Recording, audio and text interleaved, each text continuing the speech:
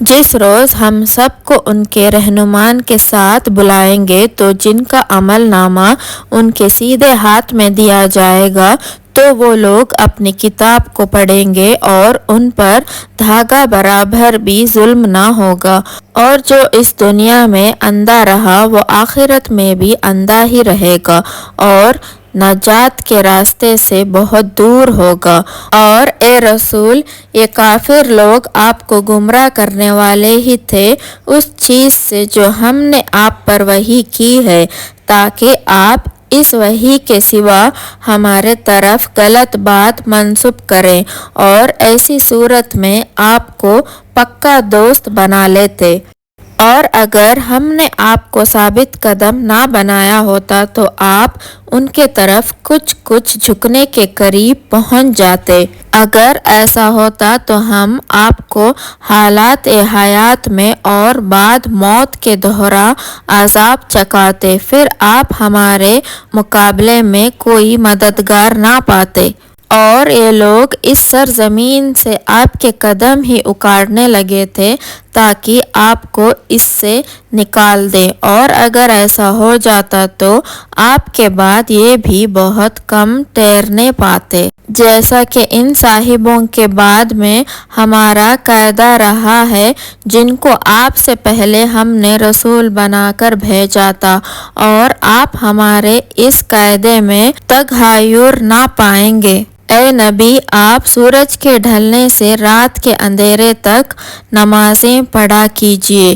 کیونکہ قرآن کا پڑھنا صبح کے وقت حضور ملائکہ کا وقت ہے، اور رات کے بعض حصے میں بھی، تو اس میں نماز تہجد پڑھا کیجیے جو آپ کے لیے ایک زیادہ چیز ہے۔ امید ہے آپ کا رب آپ کو مقام محبوب پر کھڑا کر دے۔ اور آپ اس طرح کہا کیجیے کہ اے میرے رب، مجھ کو تو خوبی کے ساتھ پہنچائیو اور مجھ کو خوبی کے ساتھ لے جائیو، اور مجھ کو اپنے پاس سے ایسا غلبہ دیجیو جس کے ساتھ نصرت ہو، اور فرما دیجیے کہ حق آ گیا ہے اور باطل دور ہو گیا، بے شک باطل چیز تو یوں ہی آتی جاتی رہتی ہے۔ اور ہم ایسی چیز یعنی قرآن نازل کرتے ہیں کہ جو مومنین کے حق میں شفا اور رحمت ہے،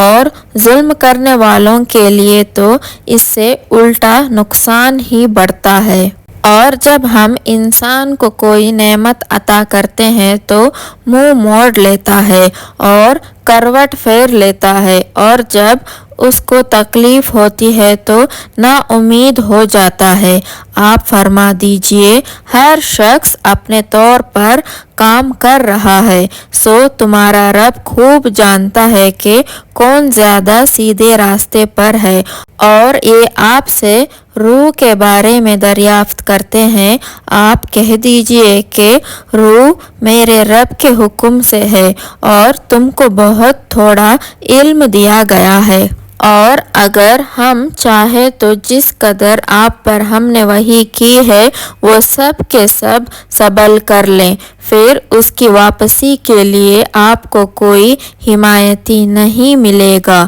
مگر آپ کے رب ہی کے رحمت سے، بلا شبہ آپ پر اس کا بڑا فضل ہے۔ آپ کہہ دیجئے اگر تمام انسان اور جنات اس بات کے لیے جمع ہو جائیں کہ ایسا قرآن بنا لائے تو بھی ایسا نہ لا سکیں گے، اور اگرچہ وہ سب ایک دوسرے کے مددگار بھی بن جائیں،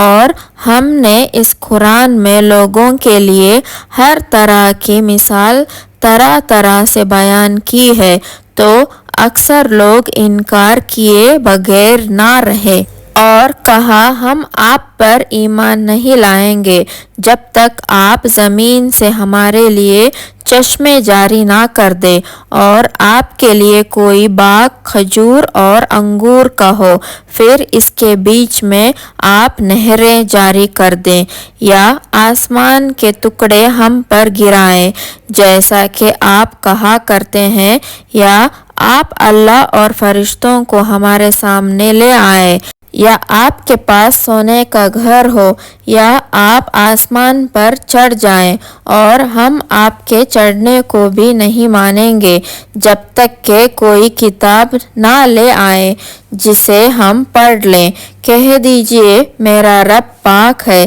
میں تو ایک آدمی ہوں پیغمبر، اور ان کے پاس جب ہدایت آئے گی تو ان کو ایمان لانے سے کوئی چیز مانے نہیں ہوتی سوائے اس کے کہ انہوں نے کہا کہ کیا اللہ نے انسان کو رسول بنا کر بھیجا ہے۔ آپ کہہ دیں کہ اگر زمین میں فرشتے ہوتے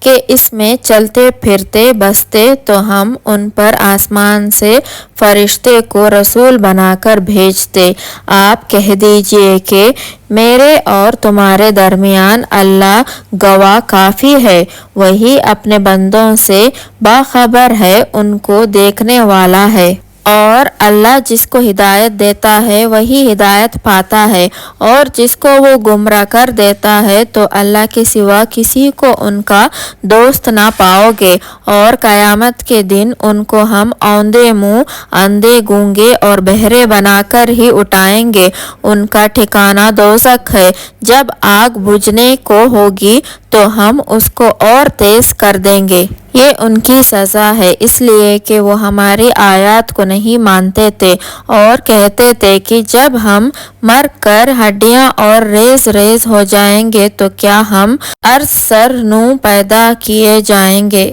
کیا انہوں نے نہیں دیکھا کہ وہ اللہ جس نے آسمان اور زمین کو پیدا کیا وہ اس پر قادر ہے کہ ان جیسے لوگوں کو دوبارہ پیدا کر دے، اور اس نے ان کے لیے ایک وقت مقرر کیا ہے جس میں کوئی شک نہیں ہے، اس پر بھی یہ ظالم انکار کیے بغیر نہ رہے۔ آپ کہہ دیجئے اگر میرے رب کی رحمت کے خزانے تمہارے ہاتھ میں ہوتے تو تم خرچ ہونے کے ڈر سے ان کو باندھ کر رکھتے، اور انسان بڑا تنگ دل ہے۔ اور ہم نے موسیٰ کو کھلے ہوئے 9 معجزے دیے جب وہ بنی اسرائیل کے پاس آئے تھے، سو آپ بنی اسرائیل سے پوچھ لیجئے۔ تو فرعون نے ان سے کہا، اے موسیٰ، میرے خیال میں تو ضرور تم پر کسی نے جادو کر دیا ہے۔ موسیٰ نے کہا، تو دل میں خوب جانتا ہے، یہ عجیب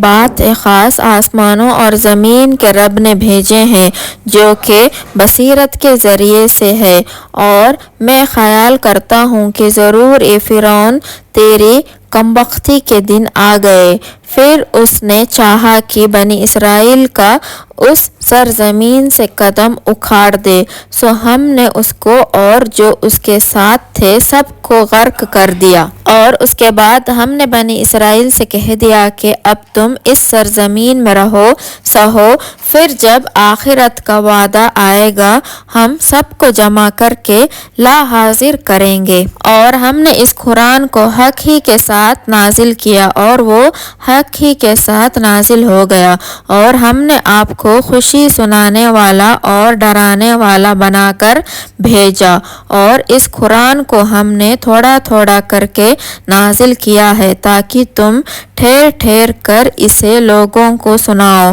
اور اسے ہم نے بتدریج اتارا ہے۔ اے نبی، ان لوگوں سے کہہ دو کہ تم اسے مانو یا نہ مانو، جن لوگوں کو اس سے پہلے علم دیا گیا ہے انہیں جب یہ سنایا جاتا ہے تو وہ منہ کے بل سجدے میں گر جاتے ہیں اور پکار اٹھتے ہیں، پاک ہے ہمارا رب، اس کا وعدہ تو پورا ہونا ہی تھا، اور وہ منہ کے بل روتے ہوئے گر جاتے ہیں، اور اسے سن کر ان کا خوشی اور بڑھ جاتا ہے۔ اے نبی، ان سے کہو اللہ کہہ کر پکارو یا رحمان کہہ کر، جس نام سے بھی پکارو اس کے لیے سب اچھے ہی نام ہے، اور اپنے نماز نہ بہت زیادہ بلند آواز سے پڑھو اور نہ بہت پست آواز سے، ان دونوں کے درمیان اوسط درجے کا لہجہ اختیار کرو، اور کہو تعریف ہے اس خدا کے لیے جس نے